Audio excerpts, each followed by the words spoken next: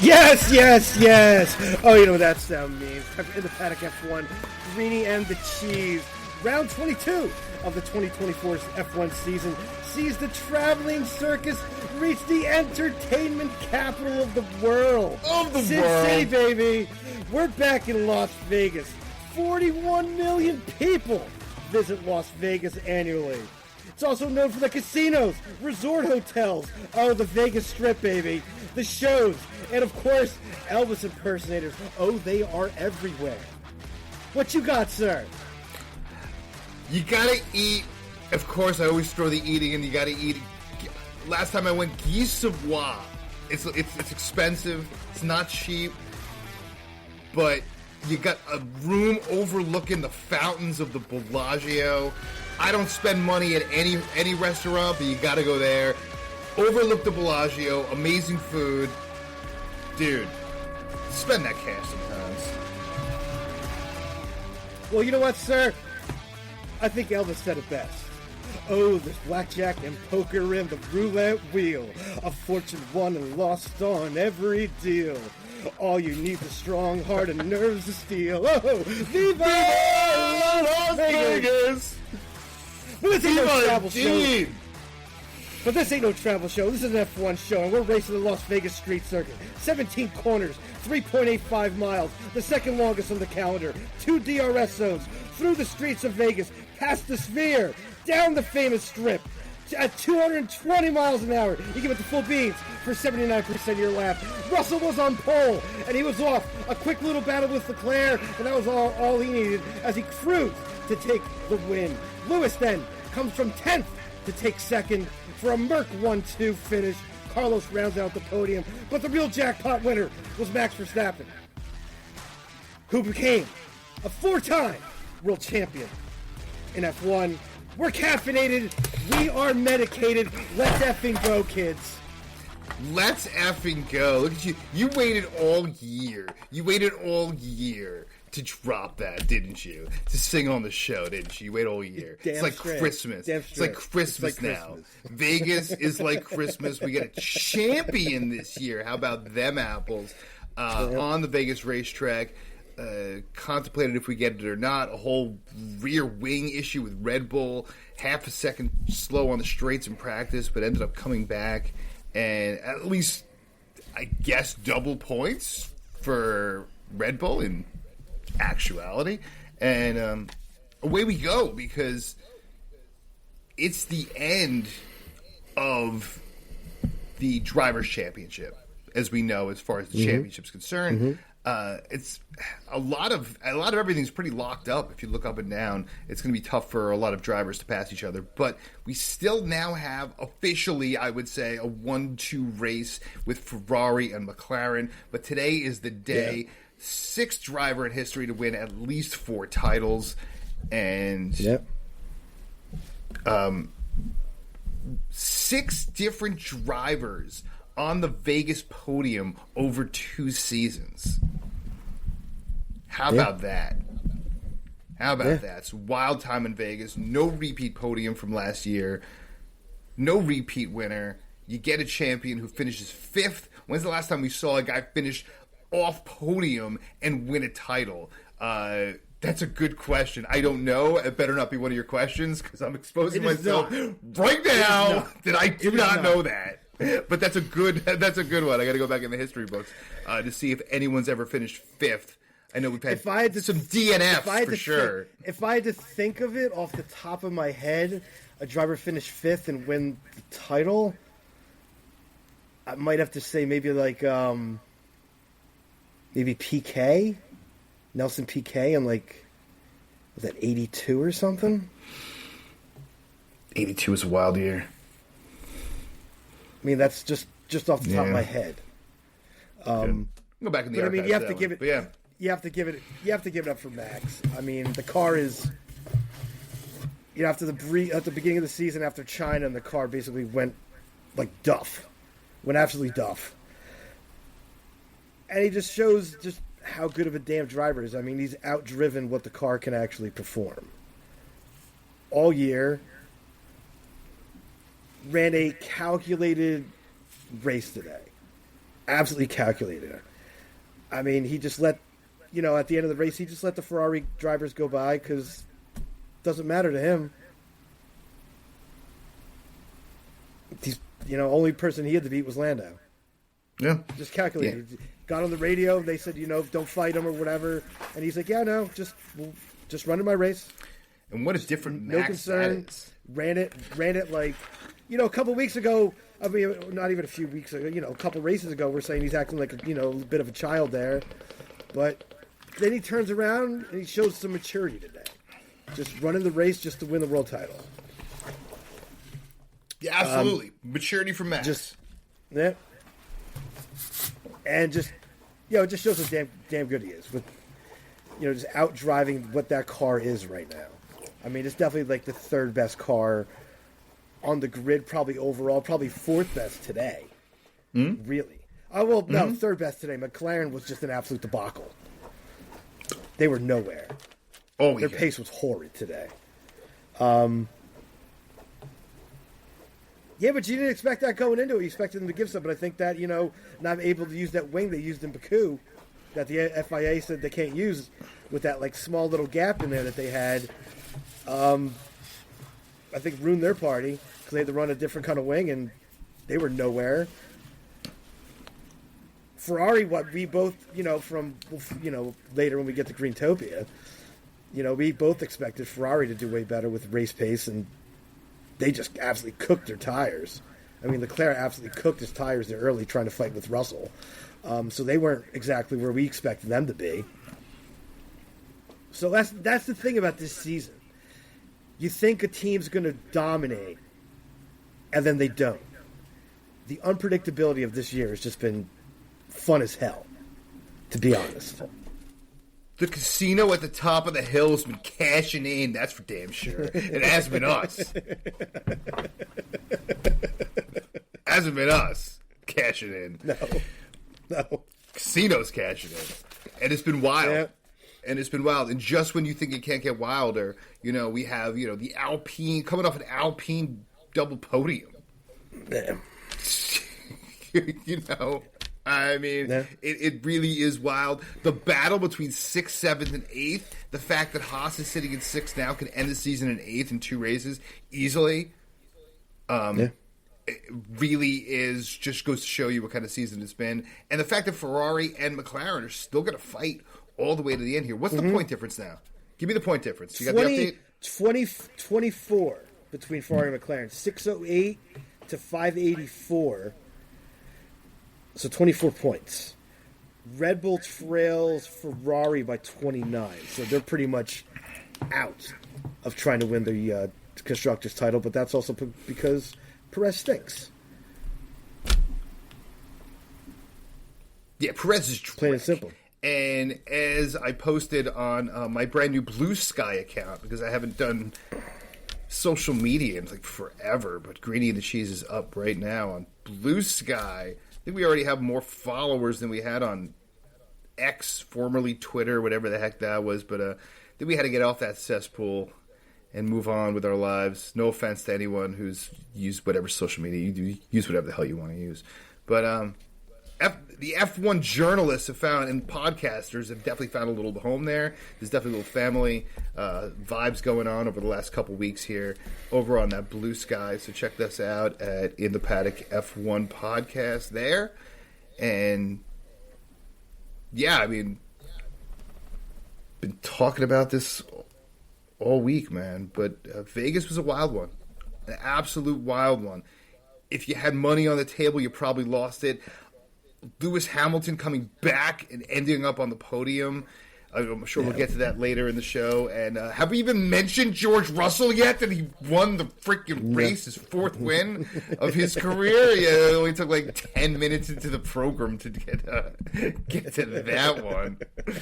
Respect there. You got Max Verstappen winning the world title, so I think that takes a little bit of precedence. Yeah, all right. Well, we got to it. George Russell, 4th win of his career, and I hope I don't ruin all of your questions. I mentioned him in the beginning there. Probably. I wasn't picking. I was taking my notes, but well, of course you were. First time I got two stats for you. I don't know if either of them's going to be on the Quizmaster's cockpits coming up very, very shortly.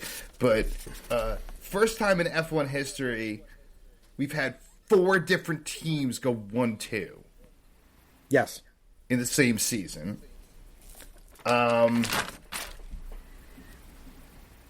Also, the first time that 4 teams have 4 wins in the season.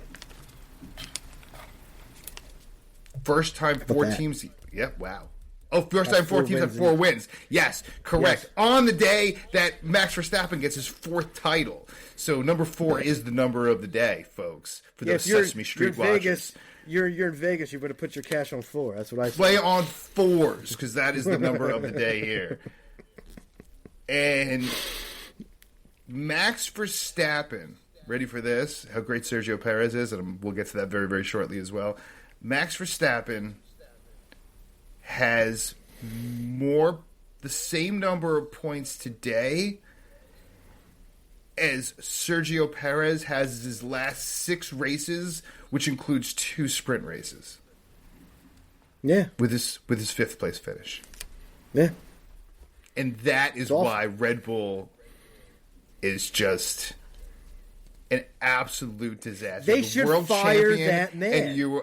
And you are nowhere near constructors. And it's official today. I really think if Sergio Perez ended up in the top 5 along with Max Verstappen, if they both ended up top 5, it still would have been semi-competitive going in as far as Red Bull's concerned, even for second.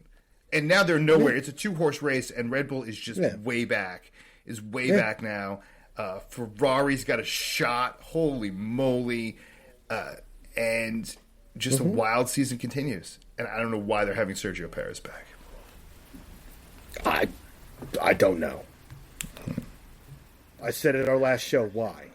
Why? I think I said why the FY, but... Well, sir, I'm sitting here with my bell, ready to go. I got my helmet on. I gave you dropped you some knowledge on you today, or at least to our audience. You might have learned a thing or two. Now, I'm about to learn a thing or 2 or 3 as I enter the Quizmaster's cockpit. 1 lap, 3 sectors. Can I get 3 questions right? Can I get 1 question right? We'll see. Not much in the way of history in at least the Las Vegas Grand Prix. But let's see what you got and see what I know and don't know. All right. Question number 1, sir. As we got you strapped in, the helmet's on, the engine's fired up, we're coming out the pit lane. Let's go. Question number 1. I'm already sweating. Mercedes had a 1-2 finish today. How many times have they finished 1-2 at a Grand Prix in Formula One? I heard this today, too. It's either 40 or 60. I'm going to go with 40. That is incorrect. It is 60. Oh, I knew it was one of those 2. I heard it today. Oh.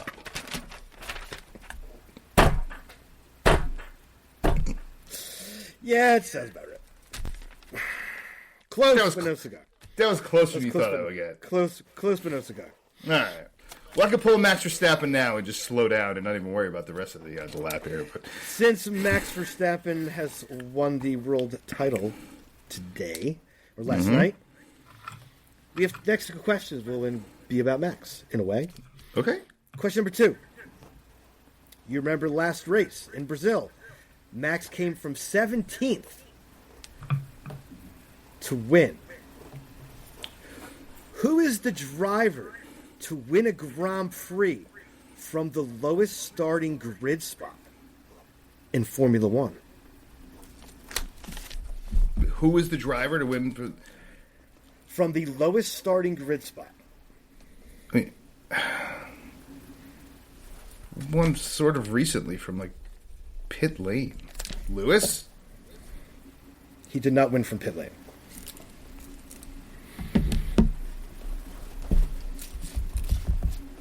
That is incorrect. 1983. John Watson at the U.S. Grand Prix West, which was held in Long Beach, started in 22nd. Oh, very tricky. Take the win.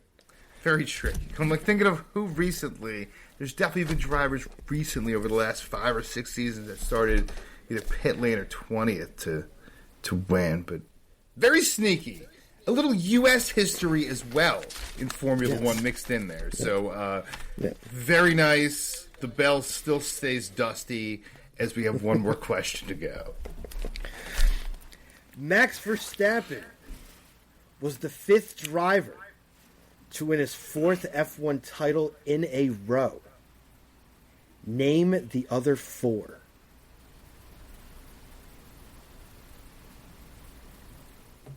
Four drivers to win 4 in a row? He is the 5th driver to win 4 titles in a row. Name the other 4. So wait, it's 6 guys to win 4. Prost didn't win in a consecutive, so that gives me Lewis, Schumacher, Vettel, and Fangio. That is correct. Got 1 out of 3. Kick some dust off of that one. At least you got the last one. At least you got 1. Gotta get the world shit. The second one, that was a tough one. I wasn't getting that. That's a tough question. First one I should have known because literally I freaking just heard it a couple hours ago. But you know how that goes. You're like, they said it on the program. I'm like, that doesn't matter. Even when I remember when they said it on the program. I still get it wrong. Even when I am paying attention, which I'm trying. But all good. To your entertainment, I'm very glad we start with losers. And I will turn it back to you, sir. Who you got? There's a lot of them today. Yeah, there's a lot of them today. First one, I'll give it to Lawson. You know, your teammate finishes in the top 10 and you're way down at 16th. Just not good enough. Been struggling a little bit of late. Colapinto. Second weekend in a row that he trashed the car. I mean, Williams is working overtime to make, all the parts that they ended up bringing so they didn't lose any, older specs they had to use or anything like that. But he's been struggling the last 2 weekends in full form. So maybe the teams in F1 knew something because he does not have a drive for next year. So maybe they knew something that we didn't know. Yeah, it didn't take long for him to start smashing up vehicles. Not that Alex Albon's so innocent here, and either over the last month or so. And the face, if you could go back to quali and watch the look that the mechanic and engineering team gave after the freaking Colapinto's car did some Michael Jackson move, down the straight. Just keeps sliding. Just slides forever. It's like, this guy gonna stop? Yeah. And their faces were just like, we haven't slept in weeks, and now we got this shit to deal with. Yeah. Go look at it again. That was some faces. That was some faces. It was pain. It was pain is what it was. It was pain. It was pain. It was pain. But those will be my losers. Right on. There's pain train going on there. I would keep giving it to him, but Lance Stroll just continues to show that he is just a putz again. Yeah. He just can't get out of his own way. He finished the race. I really thought he was going to just quit today. I forget what else happened today. There's a bunch of stuff that happened today, but as far as he's concerned, I think the whole weekend, once again, and when Fernando Alonso again is finishing 11th, he's out qualifying you over and over and over again. You show no life at all, and you're going to be doing the same thing again next year. It seems ridiculous. I don't know what Newey's walking into because he's got such an attitude. I was listening to his interview on the post race, and it's everyone else's fault all the time with Lance Stroll, and it's just ridiculous. I don't know if Fernando Alonso is as good as he's placing, race after race, even though he hasn't been as good since the beginning of the season. But he needs some competition, and Lance Stroll's not the guy. And so many to go. The Brazilian fans were heckling him at the last race when he was a dope. He could have taken the asphalt around the gravel trap, but no, he tried to go through the gravel trap and got stuck. And they were chanting like "You Latifi, you Latifi." I mean, the man was getting heckled. You Latifi, yeah, I saw that. Yeah, I saw that. They're worse names they could have called them, but yeah. They are worse names that they could have called them. But, Nicholas Latifi. That was the bonehead. That was the biggest bonehead move I think I've ever seen anybody do. Instead of taking the little asphalt escape route around the gravel trap, we're going to try and go through it. Like he didn't think you were going to get stuck. Because he's invincible. He's a snot-nosed shit. And he acts so arrogant that he can literally walk on water. Like, he feels he could just glide over gravel. He thinks he is, though. And you just watch the post-race show. Just watch his attitude in the post-race show. Oh, it's always some of the that questions. Way. And it was even more sour than usual. It was really just get my blood boiling. I got to give it to McLaren for the other loser, by the way. I think they had an opportunity to come in here and really put it not to just Ferrari, but keep Lando Norris alive in the championship contention. At least put on a show till the last race, right? How phenomenal would that have been? Even if it was one extra race, the amount of interest it's going to gain in there, and it just shows you, honestly. Whenever people talk about F1 being rigged, there's no way in the world that you can tell me that if F1 was rigged or whatever they say with all these kind of races, there's no way that Lando Norris wouldn't have finished on podium or whatever if they were manipulating anything. Obviously, they're not. Obviously, that's ridiculous. I know they've been talking about it all week, or Twitter. That's why the hell I got off that crap, because they keep talking about that nonsense. It's not true. It's not true, and it showed it's not true, because F1 would like nothing else but Lando to have won this race and Max finished 7th. Like, holy crap. Yeah. That would have been, and then Ferrari finishing 2nd, 3rd, and then making it a complete race for constructors and for the title going in. And we have a race for constructors, but right now the title race is done. So whatever rigging, whatever nonsense. But anyway, McLaren sucks. They sucks. This weekend they suck. I know they had an amazing run, an incredible run, but they're back to where they were almost at not the beginning of the season when they were kind of uncompetitive, but into the first few races of the season where they were really finding themselves. And now I feel like they're finding themselves again, and it's weird. It's weird. I don't know about you. The last two races feels like they're finding themselves. Every week you just don't know what the heck is going to happen. They had to bring a different wing, and the car didn't work like they thought it was. They were just down on pace, down on everything. It was just, car was rubbish this week. But, they could go to Qatar with higher speed, high-speed corners kind of deals what Qatar is, and put them right back at the top again. I mean, every week, it seems like week to week, the cars act differently from track to track. So that's the unpredictability, and is what made this season so damn good. As long as you're not gambling on it.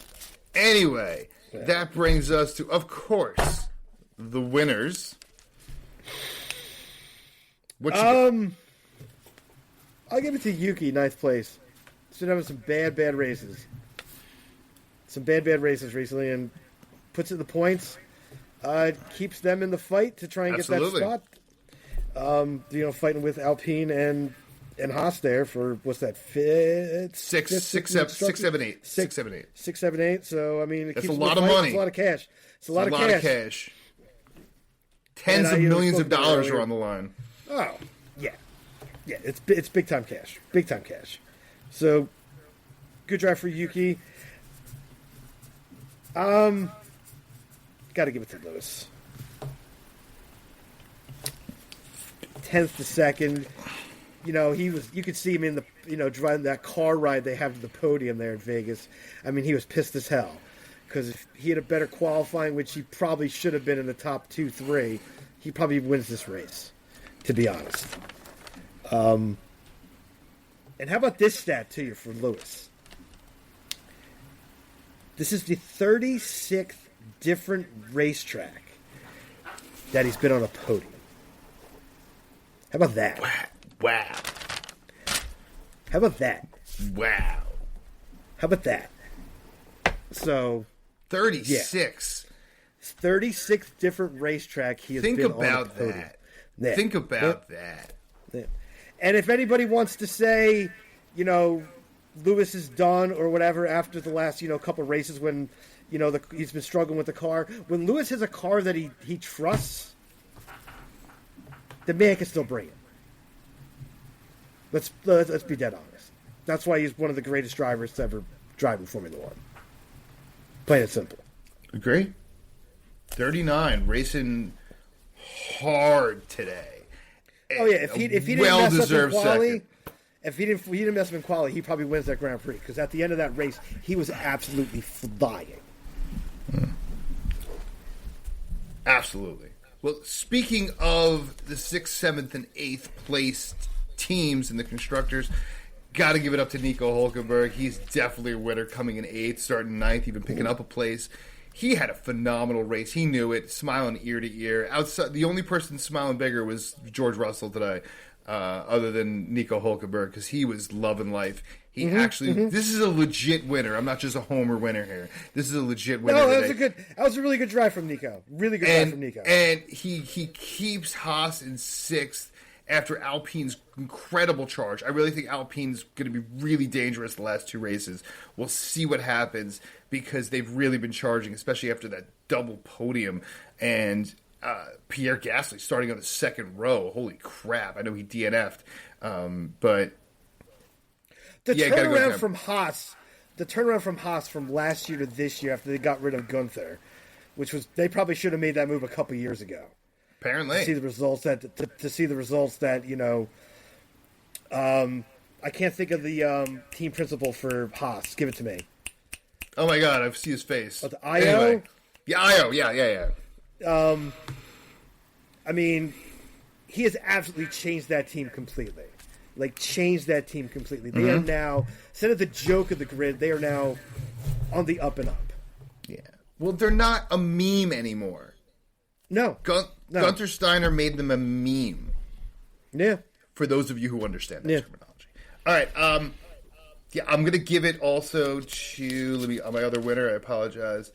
I'm going to give it to Charles Leclerc for telling Ferrari to go F themselves with all the radio nonsense at the end. I don't know if you heard the radio at the end there. Obviously, he's pissed as hell. Obviously, the man wanted podium badly. And him and Carlos Sainz are probably going to have some words. I know Carlos kind of mouthed off a little bit as well after the race, pretty much. The Ferrari strategy was one, Carlos should have got a penalty, to be dead honest, from when he was coming in the pits and crossing the pit lane to go back on the track. That's an absolute no-no. I don't know how the hell. What rub? I don't know what kind of crap they pulled out of their ass to tell the FIA to not get a penalty for that. Because I want to know what the hell they said for that, because that was absolutely ridiculous. That is an absolute no-no. You're not allowed to do so. I don't know how they got away from that. But both drivers were absolutely just pissed as hell with the decisions that was coming from the strategy department. And I think that's absolutely well-deserved. I mean, Charles did push the car probably too hard in that first stint, to be dead honest, trying to pass Russell there, and probably cooked his tires a little too much. But, Ferrari hasn't been the greatest in the pit wall all season. Lately, they've been making the right calls, but this week they kind of went back to their old stupidities again. Yeah, and Charles had no problem telling them, tell the boss to go F himself. That's a big win for me in my book. Plus, they finished 3-4 and caught up some points to the constructors, so you got to give it up to them. Despite the fact that it should have been a 1-2. And despite the fact that it should have been a 1-2. It was on the plate. But anyway, of course, sir, agree, disagree, or whatnot, it still brings us to the best part. All right. Stop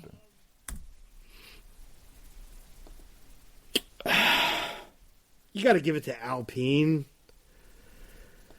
I mean, you get a quali with Gasly putting it back, putting it in the top 4, which was just absolutely, you didn't see that coming at all.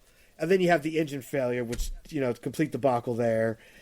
And then what the hell was going on with Ocon when he comes in the pit lane and basically does a drive-through because the team's not even out in the pit lane.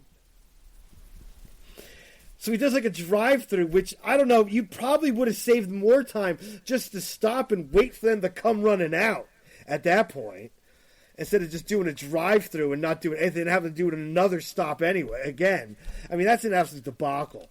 I mean, I didn't hear the radio on that because, that wasn't the teams that I was listening to at that point of the race.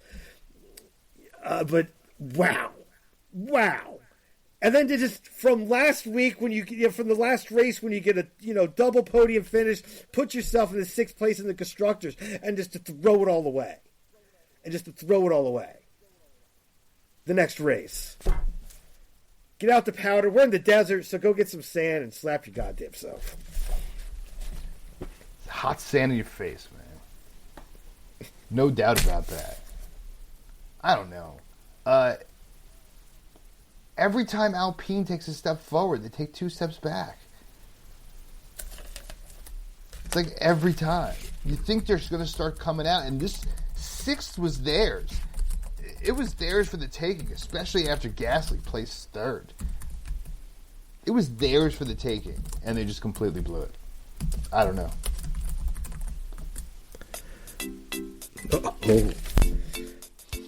Oh yes. You know what that sound means. That's damn sound of the week. So take that fantasy ride to that fantasy island of Greatopia, where the beer flows like wine, the wine flows like beer. And the cannabis, oh yes, it grows as far as the eyes can see. Look at it out there. Green and luscious. Take a little whiff. That air smells fantastic. Take a little walk to the top of the hill, that casino at the top.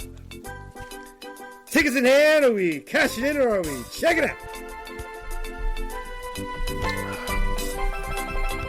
Yeah, you better take a swig of water to put out that fire. I gotta check out somewhere. How far can my passport take me? I think is the question I need to ask here. Because I think I blew it along with everyone else. Number one, I think we both had the same trifectas, which was a combination of a 1-2 Ferrari, either Sainz or Leclerc. Obviously, none of that happened. Vegas lines, they cashed in so many freaking ways this weekend. Anyone betting on this race lost, unless you were going with Russell, but. As did I. So we had Russell coming in 3rd, and then the combination of Ferrari, both different ways. All lost that. You had that as well. I lost it. I don't know what sheet you were looking at. Probably the same crappy betting sheet I was. Of course, I was resting on the laurels this weekend and I was chatting with the folks over at Haas, over on the social media there, and declared it Las Vegas weekend. Now it turned out to be that in some way, but that I just felt like a double points weekend was in order. K-Mag, I think, was very disappointed. If you watch him in the post race, he was very disappointed. I really believe, and I think Haas really believe they can have a double points weekend. They had the numbers, they had the numbers in the straightaways. They showed good pace. They really did show good pace, and they should have had it, but they did not. Which means I won crap. And of course, I had Carlos Sainz winning plus 245. That didn't happen. You also had Carlos Sainz winning. You also had Leclerc winning plus 245 as well. That didn't happen either. And the combinations. So you, sir, lost 400 greenie bucks, taking you back down under the ROI, right? So your return on investment is negative for the first time in, I think, 3 years. My return on investment has gone even lower than that because I made a 150 greenie buck bet 5 different ways, lost all 5 of them, 750 greenie bucks additional out the window. I am at negative. I've lost 50 cents for every dollar I put in. So just like real life, my greenie and the cheese life and my greenie bucks are acting the same way, as I am down to about 2,600 and change. As many people do coming back from Vegas, you just have that moment where you think to yourself, do I have a problem?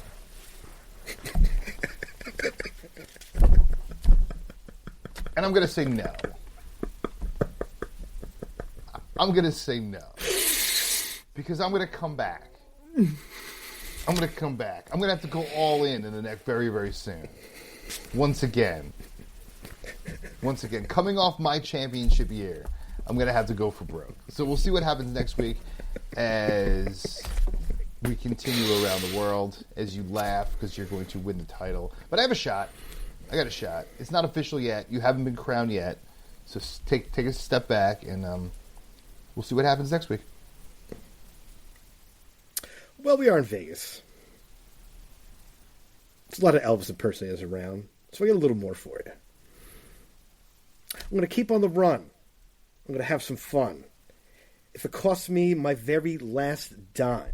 Very last. If I wind up broke, oh well, I'll always remember that I had a swinging time. I'm going to give it everything I got. Lady Luck, please let the dice stay hot. Let me roll a 7 on every shot, baby. Viva Las Vegas. Viva Keep on Las throwing that Vegas. money. Keep on throwing that cash down. Win it, lose it. And if you do have a gambling problem here in the U.S., 1-800-GAMBLER. 1-800-GAMBLER. A lot of people have problems after this weekend. Vegas, it killed you. And again, I'm not going back to the gambling too much again, but the negative lines were just all over the place.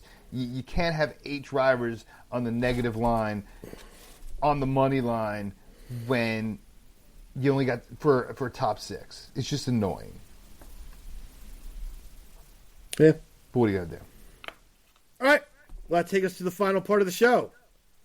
And that means it's time for In the News! Got a couple quick ones for you here. We'll end with the big kahuna of the week last. But first, quick little announcement. Zhou apparently will be Ferrari's reserve driver for 2025. What's your thoughts on that? He was good this weekend, but He was. If he's got to end up in there, I don't think he could do much damage. I mean, Sauber was so bad this year. They're so bad this year. And I mean, what is it? Like, Williams has scored, what, like 17 points or something like that? And they still have a big fat goose egg. 0 still. They have 0. They do not have 1 point. Not one single point with 2 races to go. We're a season where everyone scored points. All right? There's not a single team that has not scored points at all. So, get on with it. Yeah, I think he'd be reserve driver, so he'll be driving a lot of sim stuff, things like that. I mean, it might be good for him. Keeps him in the sport, keeps him in front of people. So you kind of have to as well. The Chinese market is huge, huge. So you want to keep your eyeballs and an interest. You can't put him on the track though, especially after this year.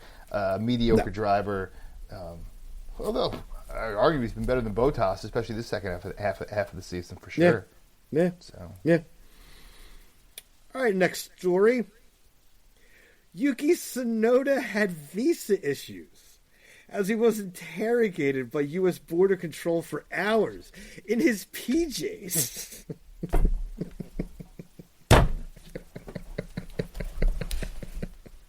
Didn't have any problems the first 2 times he came. This year, this is his 3rd time, at least the 3rd time. He could have been in the country more than that. He could have been in the U.S. more than the 3rd time. It is definitely, as we know, as on the record. I have a conspiracy theory about this, which I sent out as now I'm finally on the back on the medias here. But I'm going to read you what I wrote the other day, if I can ever find it again. But, yeah, I can't find what I wrote. But it was something to the effect of, all right, I wrote, let's be honest, border officials were probably just trying to figure out why he wasn't offered Sergio Perez's seat for 2025. Seems pretty suspect. So, which has garnered many likes than my usual posts.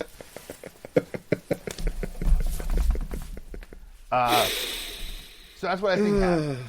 It's very suspect that someone of his skill was not given Sergio Perez his job, especially being in the same company. And I really believe that TSA or whoever was interrogating him for 3 hours. I don't know why his pajamas made any difference. You know, there's a report. That's what he showed up in. Driver in his pajamas. It's like the headline. I understand, but why is that important? Why is that important? A little attention-grabbing headline. A lot of people fly in their PJs. It just doesn't make sense from that perspective. He was just here, like a few weeks ago. So, I don't know.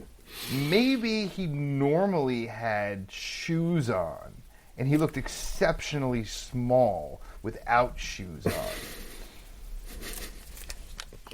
Maybe he lies about his height and couldn't do it. Maybe he has lifts like Jimmy from Seinfeld. And he lies about his height. And then he came off in his pajamas and he was significantly shorter. That could have been... Do you have any theories? As an American traveler. I don't know. I mean, Formula One's kind of, you know... Formula One's a lot bigger than it ever used to be, and the guy's been here 3 times, so I, probably would think, probably saw him on a billboard or something driving around, going to work at McCarran, or whatever the heck it's called now, Harry Reid or whatever, so, the airport there. So I don't know. I don't know what Harry Reid. You could probably have seen his face as well. Yeah, probably seen a billboard or something somewhere, probably, so... Yeah. They don't care about probably on that giant Sphere building they got there. Probably had him face on there. It's your boy Dolan's building. I don't know. Listen, honestly, the last time I was in Vegas, true story. The last time I was in Vegas, I was on the security line, and in front of me, the security line was Vanilla Ice. No lie, and the security was giving him all kinds of shit. And he was like, "Do you know who I am?" And the security guy goes, "Yeah, a D-list celebrity." That's what he said right to his face. And it was great. He looked homeless, by the way. Because plenty of celebrities come through that airport. Oh, absolutely. They don't care. No. All right, and our final story of the week. Open that can of worms. F1 is expected to announce approval for grid expansion for an 11th team. Will be known as Cadillac F1. We'll go off of the, Andretti stuff that's already been set up. And it's to enter in 2026. They will have a Ferrari power unit until about 28. When GM is expected to have their own. Thoughts on that? I think that General Motors Cadillac should come out with a chassis that looks like a pickup truck.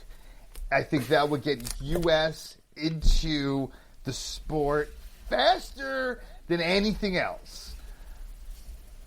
That's my thought. I'm very excited to see an 11th team on the grid. It said, how is Andretti involved? It looks like he's not involved in this at all. I think they're going to use what Andretti's had already, and use that. It won't be under the Andretti name, but it's still going to be that partnership Plus, they have the ball rolling already with the building in Silverstone and such. So I think they're going to go off of what Andretti's had, but won't be called Andretti. It'll just be called Cadillac F1. Is from my understanding of things. That's ice cold. But I don't know what negotiations happened. Apparently, it's been going on for way too long. Yeah. GM shows up with a bunch of cash, pushes it over the edge, and that's great. Let's go. Well, we talked about it. We talked about this months ago when we had discussions about it. It was all about the cash. So you show up with bags of cash. You know what? Everybody changes their damn mind. Mm-hmm. Yeah, and I don't know what the amount of money was. I know we will know at some point. But it probably was up at it has to be up around the $1 billion mark with a B. Probably. It has to be because it doesn't make sense. Yeah. And then each team can get $100 million, which is fair. And it sounds like, oh my God, that's so much money. It's not relative to the sport and the financials and what they might lose adding an 11th team. You know, I mean, you're going to come move into my house and not pay rent. Yeah. Or pay $50 a month for my extra bedroom. That ain't gonna work. Not in today's climate. No. Bedrooms show me the bag. Show me the money. All right. Show me the bag. So, yeah. Gotta get your bag. All right. Where are we going next, sir? Next week we'll be in Qatar. Sprint race weekend. So. Extra points will be on the table. Extra points, sprint race. 2 questions. Can Sauber pick up a point? No. And what are the odds that Haas remains in 6th in the Constructors? But the most important question, of course... That's going to be a tight fight all the way to the end, I think. Most important question, of course... is can Ferrari pull it out and win a Constructors? We will see you all in a very short amount of time. Say what you got to say, brother. Always, stay medicated, my friends. Peace.